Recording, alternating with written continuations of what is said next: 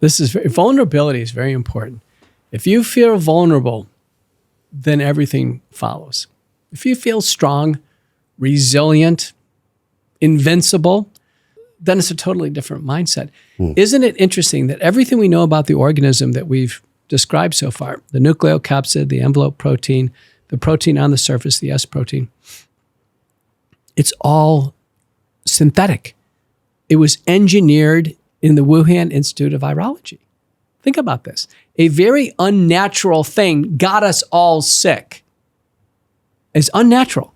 It was not supposed to happen. Now, and I'm a drug prescribing doctor. That's what I do. I prescribe prescription drugs, and I do clinical trials with prescription drugs. And that's the world I live in. And working on this for years, there was not a single prescription drug that seemed to answer her question of how do I take care of this problem now that I've taken it in the body. It's so interesting that virtually everything we used in the acute infection was from a natural source, and that everything we're using now in the process called detoxification is from a natural source. So let's take the acute infection. From the very beginning, a virus goes in the nose and mouth. We actually, in the end, used it. Saline, salt water, is partially effective against that in early ways of the infection. Iodine, which is natural, is very effective against it. Xylitol, which is a natural sugar from corn cob and plants, that's very effective. So nasal sprays and gargles were effective. And the first line of treating the illness, aspirin, is derived from the bark of birch trees. HCQ is derived from the Cinchona bark. IVM is derived from the soil in Japan, used to treat river blindness and other illnesses.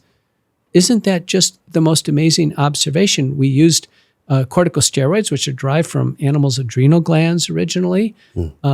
We used heparins, forms of blood thinners that come from the intestines of cows and the lungs of pigs. That everything we used to treat the infection that was effective was natural. Now in detoxification, we learned that both the virus and the injectable products, they leave large quantities of the Wuhan protein in our body. This protein is it's probably about 3,400 amino acids in its code, 1,200 or 3,400 base pairs, 1,200 amino acids in its length, glycosylated side chains. The protein is not assailable by human enzymes. So once this protein is in your body, you take it in the arm, the genetic code tells the body to produce a protein, it builds up in your body, and you can't stop it. Experts, molecular biology experts, Kevin McKernan, others have said, listen, the genetic code that you take in the arm, that probably is dissolved by human enzymes that can actually slice up the code. We don't know how long it takes, but the code has been found circulating in blood for a month. Maybe it's longer. That's worrisome right there. But the human body has got to get rid of that stuff. But the protein, this Wuhan protein, and this is the protein. This is it. Yeah. This is it. That's a forbidden word. This Wuhan protein damages organs. It's been found in every organ in the body, causes blood clots, may be carcinogenic. This thing's the most toxic protein I've ever seen in my career.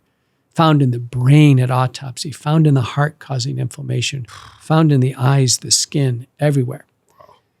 And we can't get rid of it. So the brilliance was early on, the Japanese, Dr. Tanakawa gets great credit for this.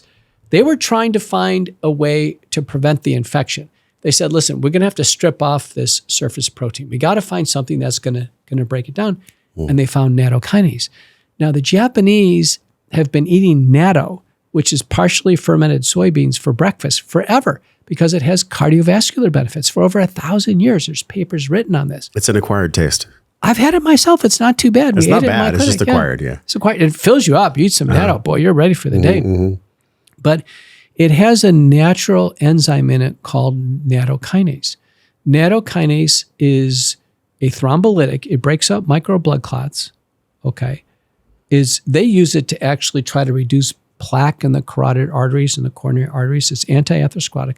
lowers cholesterol a little bit, lowers blood sugar a little bit. But uniquely, when it comes to the Wuhan protein, this foreign protein that's in our body, it slices it up. In fact, they did experiments where if you take the virus that has the projections all over it, and you put it around nattokinase, it just strips it off. It makes it a useless ball. So they rendered the virus, basically neutered it by dissolving the spike protein. It was that good. They used it in cell lysate models and in intact cell models. And this product, you take it orally, it gets partially absorbed into the bloodstream, and then it will get partially distributed to tissues, but it doesn't harm cells. So what a brilliant discovery. So Japan scores big on nattokinase. So nattokinase is the first thing we included in the protocol. Then we said, listen, this is like any other protocol development in the setting of emergency, we need redundancy. We're not going to rely on one thing. Just like with acute treatment, I didn't say, oh, here, just take this one magic pill. No, it's 4 to 6 drugs in combination. This is a difficult syndrome. The post-infection long C syndromes and the post-inoculation syndromes are long-term problems, multiple drugs. But the key is the protein. If we just treat the symptoms or treat inflammation, people don't get better. This protein is stuck in the human body. We measure in my clinic, we measure antibodies to protein. They're sky high years after taking it in the arm. People must be producing a ton of this for years. The second thing was bromelain. Bromelain is a family of enzymes derived from the stems of pineapples. Multiple studies show in different places, it slices up the Wuhan protein. Wonderful, that's on base. Even the fragments can cause inflammation and cause symptoms. And there, the Indians get great credit. They've done a lot of research with curcumin, which is derived from turmeric. And curcumin is a natural anti-inflammatory. It's been used for ages for arthritis. And there are prospective, randomized, double-blind trials in people in these post-acute sequelae syndromes. And they feel better and measures of inflammation drop. So curcumin's in. So those three, nattokinase, bromelain, and curcumin, became the first base detoxification McCullough protocol. Now, both the early treatment and the detoxification were copyrighted in my name for only one reason, so people can locate them. I have no financial interest in these. I don't have any patents or royalty streams. Well, this is why pharma can't patent them, because they're just derived from nature. They're derived from nature, and they're just the protocol is copyrighted, and it's copyrighted internationally too. And boy, has it been worthwhile to do that, because the fact that people need to look at it. So when people say McCullough protocol, they know me. So that takes. I didn't call it the Dallas protocol or I used my name. And that's symbolic for an important reason. I stand behind it. I'm responsible for it. And I'm responsible for the outcomes or the lack of outcomes that people have and the side effects they have when they do it. It's very important. We haven't had anybody in the industry of the injectable products in the arm say, listen, I'm responsible. I'm standing behind this. No one. There's been nobody in the mask industry say, listen, I'm responsible for the masks. I said they were going to work. No one. There's been no one in the hand sanitizer business, no one in the lockdown business saying, I'm responsible. No one. So this is the ultimate put up or shut up. I scientifically conceived this. I copyrighted it, and I was the first to publish it and memorialize it in the history of medicine, both for acute treatment and follow-up. There's a lot of other people talking, but I'm the one doing. And what we did is, listen, we're going with this. This is a base. We started with conservative doses.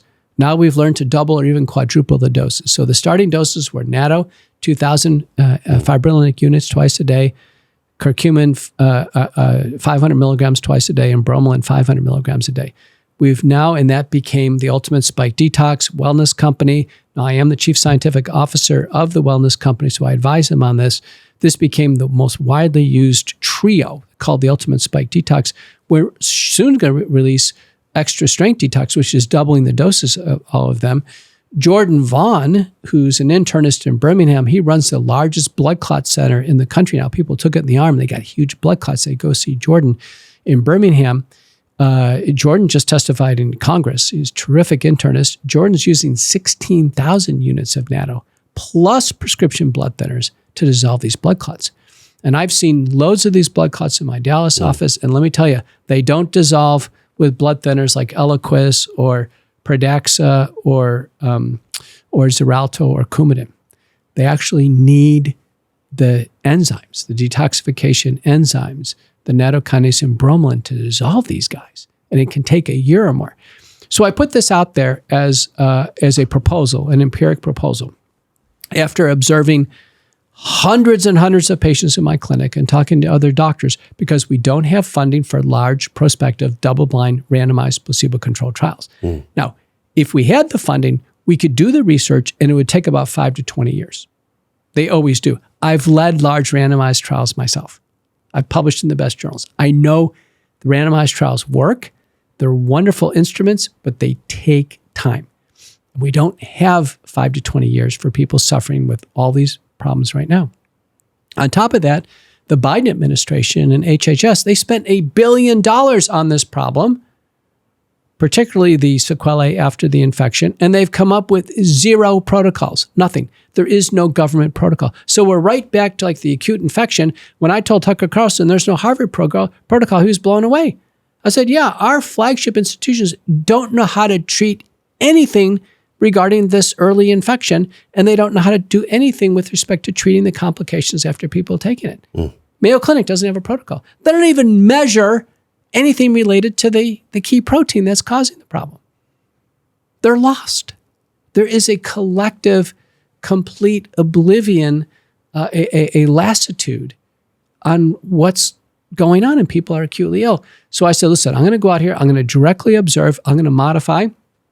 One of the first modifications is if there's any subclinical or clinical myocarditis or chest inflammation, colchicine. It's a prescription drug. It was used extensively during the acute illness. There's now a network meta-analysis of 39 separate analyses showing there was a mortality reduction in the acute illness. Like when I had it, I took this product. It's a prescription drug we use for gout. It's a specific anti-inflammatory. It's derived from the petals of a purple flower, but it's a prescription drug. So it's a natural product. So colchicine, I am prescribing large amounts of colchicine, large amounts, because there's a great concern that the next person could have a cardiac arrest. And there's even been publications where people have iatrogenic myocarditis, they get put on colchicine, they get better, they go off colchicine, the myocarditis comes back, they go back on colchicine. In one of these papers from Germany, they actually even gave a 3rd dose in the arm of the product that caused the problem, and the patient survived it. So colchicine is a magic drug. I think colchicine plus the detoxification could be the answer to saving a lot of lives, and I'm prescribing a ton of it. Another addition, this is very interesting, is it turns out that in some of these syndromes, the virus from multiple infections is still in the body replicating. And there was an autopsy study from Chertow and colleagues from the NIH taking skin biopsies and eye biopsies, and the virus is there in people who've died 9 months later. They have the virus. Is this what exacerbates the shedding? Is this what adds to shedding? It could be, or it could be the fact that people just feel chronically sick afterwards. They call it long C. That's what they call it. Anyhow, I have found that when there's cranial nerve abnormalities, trigeminal neuralgia, Bell's palsy, cutaneous, sometimes there's rashes that just don't go away. The Chertow data suggested the virus is alive and in the skin months later. So there we use IVM, that important drug that's derived from the soil in Japan. And we use it, I use it for 90 days for that. If there are signs of autoimmunity where the body has turned an immune system attack against it, so everybody with one of these conditions, like she said, what are you going to do about it? She would come in, she would get an exam, she'd get laboratories. Among the laboratories, she would get an autoimmune screen. I measure the anti-neutrophil antibody, the ANA, the rheumatoid factor, and the anti-citrulated peptide. If there's any skin or kidney involvement, I order a more expensive test called the anti-neutrophil cytoplasmic antibody. If the autoimmune tests turn out positive, and they do, in fact, I have one that just turned positive today. I need to talk to her on the way home.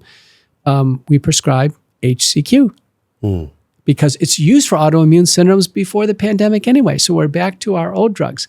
The last add-on which I think is evidence-based now, which you're going to find this very interesting. Whoa. If you enjoyed that one you just saw, you will love this one on the screen. Click it and enjoy.